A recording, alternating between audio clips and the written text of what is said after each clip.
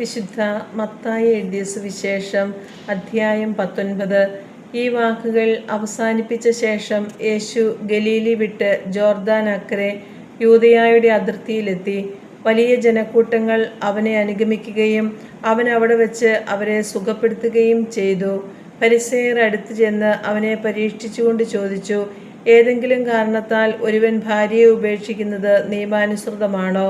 അവൻ മറുപടി പറഞ്ഞു, സൃഷ്ടാവ് ആദ്യം മുതലേ അവരെ പുരുഷനും സ്ത്രീയുമായി സൃഷ്ടിച്ചുവെന്നും ഇക്കാരണത്താൽ പുരുഷൻ പിതാവിനെയും മാതാവിനെയും വിട്ട് ഭാര്യയോട് ചേർന്നിരിക്കും, അവർ ഇരുവരും ഏക ശരീരമായി തീരുമെന്ന് അവിടുന്ന് അരുളി ചെയ്തിട്ടുണ്ടെന്നും നിങ്ങൾ വായിച്ചിട്ടില്ലേ? തന്മൂലം പിന്നീട് ഒരിക്കലും അവർ രണ്ടല്ല, ഒറ്റ ശരീരമായിരിക്കും. ആകയാൽ ദൈവം യോജിപ്പിച്ചത് മനുഷ്യൻ വേർപെടുത്താതിരിക്കട്ടെ. അവർ അവനോട് ചോദിച്ചു, അങ്ങനെയെങ്കിൽ ഉപേക്ഷാപത്രം നൽകി ഭാര്യയെ ഉപേക്ഷിക്കാമെന്ന് മോശ വിധിച്ചത് എന്തുകൊണ്ട്?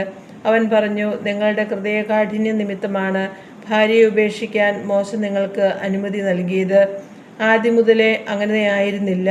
എന്നാൽ ഞാൻ നിങ്ങളോട് പറയുന്നു, പരസംഗം മൂലമല്ലാതെ മറ്റേതെങ്കിലും കാരണത്താൽ ഭാര്യയെ ഉപേക്ഷിച്ച് മറ്റൊരുവളെ വിവാഹം ചെയ്യുന്നവൻ വ്യഭിചാരം ചെയ്യുന്നു.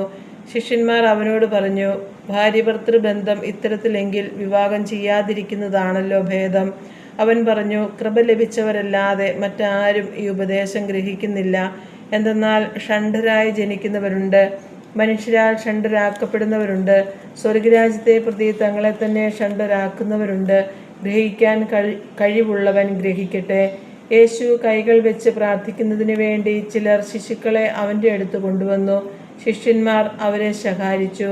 എന്നാൽ അവൻ പറഞ്ഞു, ശിശുക്കളെ എൻ്റെ അടുത്ത് വരാൻ അനുവദിക്കുവിൻ, അവരെ തടയരുത്. എന്തെന്നാൽ സ്വർഗരാജ്യം അവരെ പോലുള്ളവരുടേതാണ്. അവൻ അവരുടെ മേൽ കൈകൾ വെച്ച ശേഷം അവിടെ നിന്നും പോയി. ഒരാൾ അവനെ സമീപിച്ച് ചോദിച്ചു, ഗുരു, നിത്യജീവൻ പ്രാപിക്കാൻ ഞാൻ എന്ത് നന്മയാണ് പ്രവർത്തിക്കേണ്ടത്? അവൻ പറഞ്ഞു, നന്മയെപ്പറ്റി നീ എന്നോട് ചോദിക്കുന്നത് എന്തിന്? നല്ലവൻ ഒരുവൻ മാത്രം. ജീവനിൽ പ്രവേശിക്കാൻ അഭിലഷിക്കുന്നെങ്കിൽ പ്രമാണങ്ങൾ അനുസരിക്കുക. അവൻ ചോദിച്ചു, ഏതെല്ലാം? യേശു പ്രതിവദിച്ചു, കൊല്ലരുത്, വ്യഭിചാരം ചെയ്യരുത്, മോഷ്ടിക്കരുത്, കള്ളസാക്ഷ്യം നൽകരുത്, പിതാവിനെയും മാതാവിനെയും ബഹുമാനിക്കുക, നിന്നെപ്പോലെ നിന്റെ അയൽക്കാരനെ സ്നേഹിക്കുക. ആ യുവാവ് ചോദിച്ചു, ഇവയെല്ലാം ഞാൻ അനുസരിച്ചിട്ടുണ്ട്, ഇനിയും എന്താണ് എനിക്ക് കുറവ്? യേശു പറഞ്ഞു, നീ പൂർണ്ണനാകാൻ ആഗ്രഹിക്കുന്നെങ്കിൽ പോയി നിനക്കുള്ളതെല്ലാം വിറ്റ് ദരിദ്രർക്ക് കൊടുക്കുക, അപ്പോൾ സ്വർഗത്തിൽ നിനക്ക് നിക്ഷേപമുണ്ടാകും. പിന്നെ വന്ന് എന്നെ അനുഗമിക്കുക.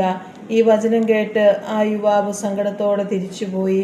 അവന് വളരെയേറെ സമ്പത്തുണ്ടായിരുന്നു. യേശു ശിഷ്യന്മാരോട് അരുളി ചെയ്തു, സത്യമായി ഞാൻ നിങ്ങളോട് പറയുന്നു, ധനവാൻ സ്വർഗരാജ്യത്തിൽ പ്രവേശിക്കുക ദുഷ്കരമാണ്. വീണ്ടും ഞാൻ നിങ്ങളോട് പറയുന്നു, ധനവാൻ സ്വർഗരാജ്യത്തിൽ പ്രവേശിക്കുന്നതിനേക്കാൾ എളുപ്പം ഒട്ടകം സൂചിക്കുഴയിലൂടെ കടക്കുന്നതാണ്. ശിഷ്യന്മാർ ഇത് കേട്ട് വിസ്മയഭരിതരായി അവനോട് ചോദിച്ചു, അങ്ങനെയെങ്കിൽ രക്ഷപ്പെടാൻ ആർക്ക് സാധിക്കും? യേശു അവരെ നോക്കി പറഞ്ഞു, മനുഷ്യർക്ക് ഇത് അസാധ്യമാണ്, എന്നാൽ ദൈവത്തിന് എല്ലാം സാധ്യമാണ്. അപ്പോൾ പത്രോസ് പറഞ്ഞു, ഇതാ ഞങ്ങൾ എല്ലാം ഉപേക്ഷിച്ച് നിന്നെ അനുഗമിച്ചിരിക്കുന്നു, ഞങ്ങൾക്ക് എന്താണ് ലഭിക്കുക? യേശു അവരോട് പറഞ്ഞു, സത്യമായി ഞാൻ നിങ്ങളോട് പറയുന്നു, പുനർജീവിതത്തിൽ മനുഷ്യപുത്രൻ തൻ്റെ മഹത്വത്തിൻ്റെ സിംഹാസനത്തിൽ ഉപവിഷ്ടനാകുമ്പോൾ എന്നെ അനുഗമിച്ച നിങ്ങൾ ഇസ്രായേലിൻ്റെ 12 ഗോത്രങ്ങളെ വിധിച്ചുകൊണ്ട് 12 സിംഹാസനങ്ങളിൽ ഇരിക്കും.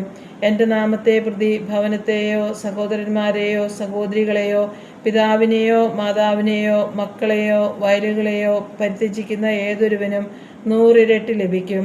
അവൻ നിത്യജീവൻ അവകാശമാക്കുകയും ചെയ്യും. എന്നാൽ മുമ്പന്മാർ പലരും പിമ്പന്മാരും പിൻപന്മാർ മുമ്പന്മാരുമാകും.